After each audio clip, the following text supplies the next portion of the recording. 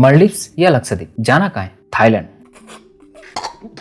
Okay, जाना बाद में, पहले ये जान लेते हैं कि मालदीव्स के डिप्टी मिनिस्टर ने भारत के प्राइम मिनिस्टर नरेंद्र मोदी को गाली क्यों दी। हाँ, गाली ही है, क्योंकि किसी कंट्री के पीएम को जोकर कहना सभ्य भाषा तो कतई नहीं है। और मालदीव्स की करंट गवर्नमेंट इंडिया से इतना नफरत क्यों करता है? क्या ये करंट गवर्नमेंट है या फिर सारे मालदीव्स के लोग हैं?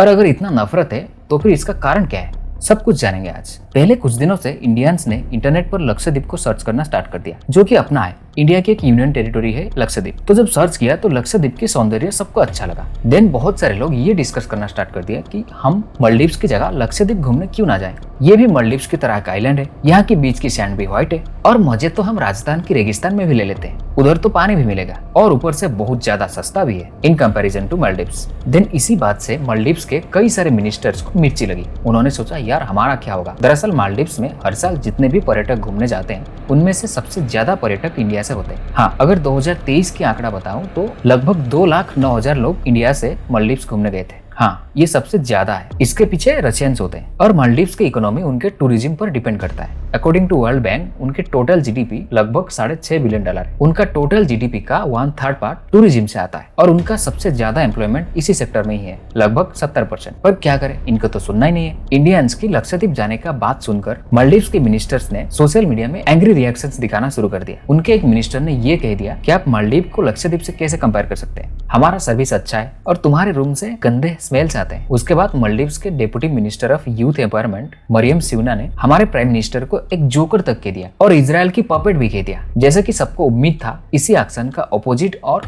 मोर पावरफुल रिएक्शंस इंडियंस की तरफ से आ गई। सेलिब्रिटी से लेकर आम लोग तक सब मालदीव्स की बॉयकॉट करने लगे और साथ ही साथ एक्सप्लोर इंडियन टूरिज्म भी ट्रेंड करने लगा। इंडियंस के इसी तेवर को देखते हुए मालदीव्स के president Mohamed Muizzu damage control mode में आ गए और उनके अपोजिशन लीडर्स भी उनके गवर्नमेंट को क्रिटिसाइज करने लगे। पर डैमेज तो हो चुका था। उसके बाद कई सारे इंडियंस ने मालदीव्स की टिकट बुकिंग कैंसिल कर दी। ट्रैवल एजेंसी से लेकर ऑनलाइन बुकिंग साइट्स सब मालदीव्स का टिकट बुकिंग कैंसिल कर दिया। लेकिन इतने में ही उस आग बुझा नहीं। उसके बाद मालदीव्स गवर्नमेंट को उन 3 मिनिस्टर को सस्पेंड करना पड़ा जो कि इंडिया के लिए जहर उगाल रहे थे। पर ये मामला यहाँ तक आ गई। लेकिन इसकी शुरुआत कहाँ से हुई थी? हाँ, बताते हैं। इसकी शुरुआत आखिर लक्षद्वीप से ही हुई थी। दरअसल 4 जनवरी को मोदी जी ने अपने लक्षद्वीप में घूमते हुए तस्वीर अपने सोशल मीडिया पर पोस्ट किए और हर भारतीय को लक्षद्वीप घूमने के लिए बोले, जो कि इंडिया से लगभग 440 किलोमीटर दूरी पर बैठा अपना ही आइलैंड है। इसी के बाद लोगों ने लक्षद्वीप को सर्च करना और मालदीव्स के मिनिस्टर्स का सस्पेंड होना क्रोनोलॉजिकली होते गए। पर बात है, मालदीव्स वाले इंडिया से इतना नफरत क्यों करते हैं? दरअसल मालदीव्स की ये जो करंट गवर्नमेंट है उनको इंडिया की चिकन बिरयानी की जगह चाइना की कौवा बिरयानी पसंद है। हाँ जी, जो मालदीव्स की करंट प्रेसिडेंट है मोहम्मद मुइज़ू, वो प्रो चाइना है। इसी वजह से मालदीव्स की करंट प्रेसिडेंट मोहम्मद मुइज़ू उनके दशकों से रहे ट्रेडिशन को तोड़ के पहले इंडिया की जगह टर्की से मिलने गए और इसके बाद चाइना चले गए। मालदीव्स की जो करंट गवर्नमेंट है वो एक अलायंस गवर्नमेंट है। वो पीपुल्स नेशनल कांग्रेस पार्टी और प्रोग्रेसिव पार्टी ऑफ मालदीव्स का अलायंस है, जो कि पूरी तरह से एंटी इंडिया है। और ये anti India government India out के नारा पर ही इलेक्शन लड़े हैं और उनके सबसे बड़ा चुनाव का मुद्दा था इंडिया आउट। और भारत मालदीव्स के सिक्योरिटी और प्रोस्पेरिटी के लिए हर समय मदद करने वाला एक अच्छा और सच्चा पड़ोसी है। लेकिन अब तो बॉयकॉट मालदीव्स का ट्रेंड चल चुका है और ये खुद मालदीव्स की गलती की वजह से ही हुआ है। आशा करते हैं मुइज़ू अपना गलती सुधार के रिश्ते को मजबूत करने के लिए पहला स्टेप आगे बढ़ाएंगे।